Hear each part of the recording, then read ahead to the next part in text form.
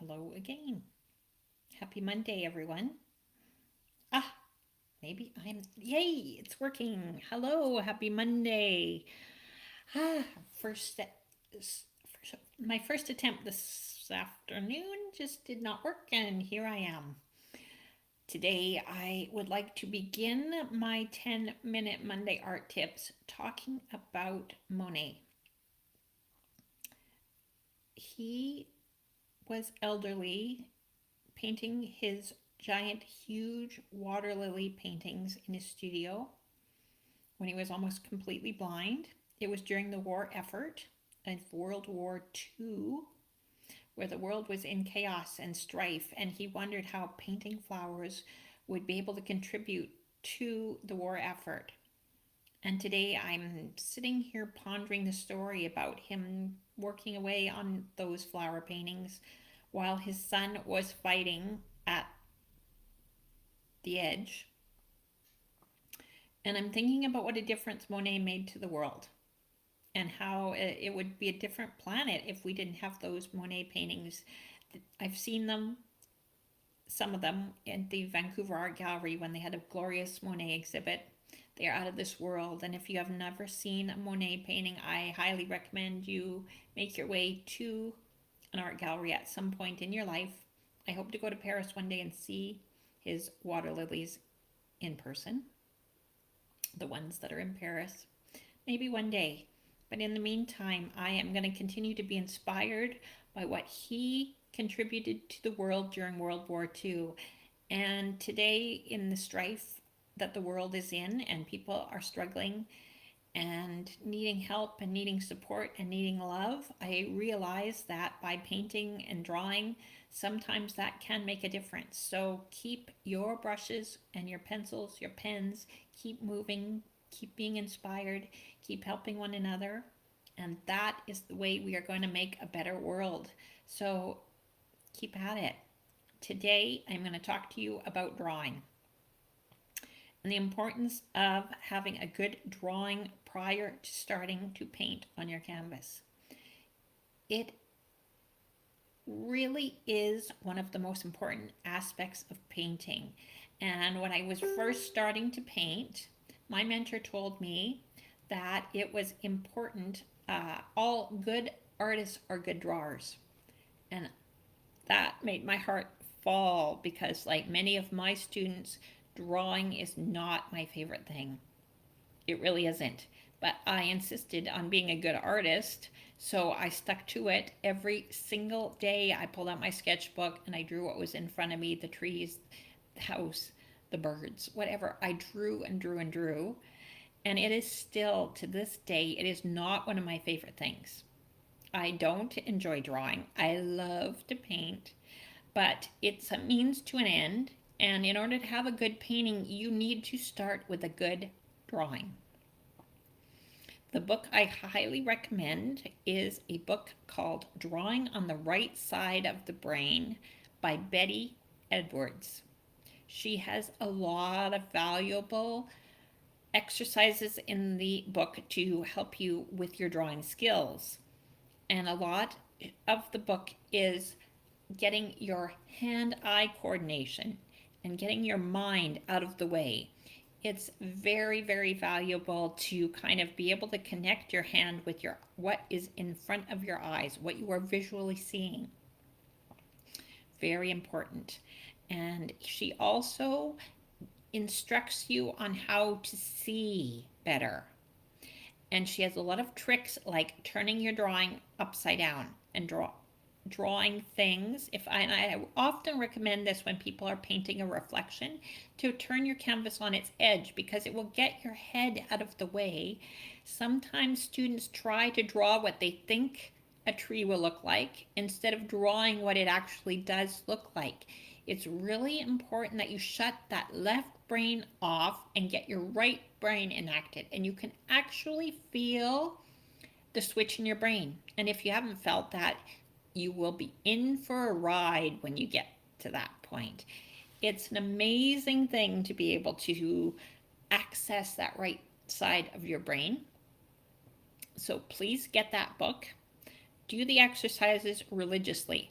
And the most important exercise in the whole book is the one on negative shapes. So negative shapes are created by the spaces around things and when they intersect. So I'm going to show you, look at this circle right there. See the circle that is created by my two fingers touching? That is a shape. My thumb is a shape. My index finger is a shape. But that circle there is very, very valuable. And when you are drawing a good drawing, you want to have a lot of look at, there's another. Oh my goodness, this is a bit of a weird. Anyways, there's another shape. Look, like I just see shapes, shapes, shapes. You can get all sorts of neat shapes. Look at that. Oh, sorry. There goes my artist brain. See, I can be a bit nutty, can't I? But that's what it's all about. You want to get excited by negative shapes. You want them to become part of your life. You want them to become what you see on a regular basis. So do those exercises in the book. Get a feel for negative shapes. And it will sometimes take you a while to even be able to see the negative shapes. And once you see them, you will never not see them. It is going to be an exciting time in your world. So embrace that and really take the time to learn how to draw. And when you're learning how to play the piano, you have to play scales. You have to learn the notes. You have to learn the keys. You have to just put the time in with all the boring crap. And then you get to the wonderful stuff and you can be in a symphony. You will get there. I promise you will get there. Just take your time, put the time in, and you will be rewarded. And the reason why drawing is such a valuable tool to your painting is that you will solve a lot of the problems ahead of time before you ever pick up the paintbrush. You want to make sure you have those negative shapes, and you want to make sure you have the positive shapes. You want to make sure you've avoided the center of your canvas. You want to, solve all these compositional errors, value issues. You want to make sure you got a focal point. You can even do small little thumbnail sketches, like 2 inches by 2 inches. Put a tree there, mountain here. See if your composition is going to be all right, and go with that. Do a few thumbnail sketches, see which ones you like best, and then do the full-on sketch. It will reward you with an excellent painting. Half of your problems can be solved in the drawing sketching stage.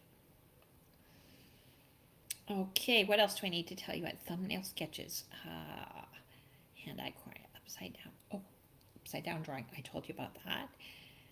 You really, really need to learn to shut your head off when you are being a painter. Just kind of like what happened right now with me when I got a little preoccupied with my negative shape on my thumb and my index finger. Look, that is where you want to go, to that place. That other place where you're seeing things in a different way, in a new light. Yeah, just get excited about it. And drawing is not the most exciting thing in the world, but you will get there. I promise you. Just put the time in. Okay, you really want to train your eyes to see things that are in front of you. It's a big, big deal. It's not always easy.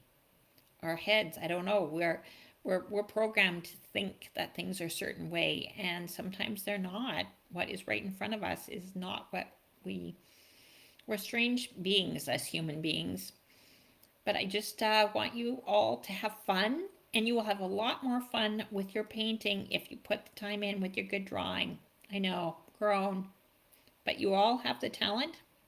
At least my students do. They're very talented, and they all grumble about drawing, but they can do it.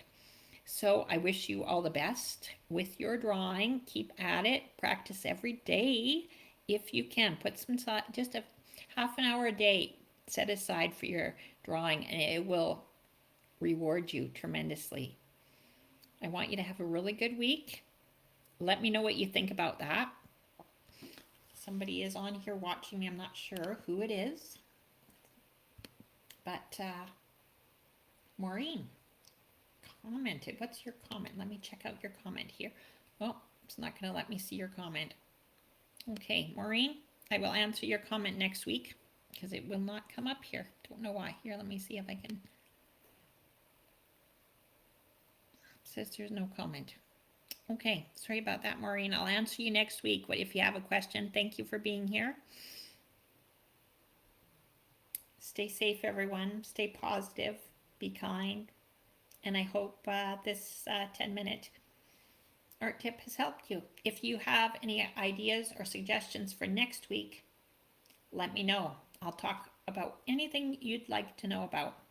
And this coming up week, I am planning on launching my new website. Oh, thanks, Jim. I got Jim's comment. That's great. Awesome. Thanks for being here, Jim. My new website and blog is being released maybe Saturday, maybe Monday. It's a work in progress. I can't wait to share it with you. So stay tuned. I've got lots of exciting things happening there, and I will see you next Monday. Take care, everyone. Bye for now.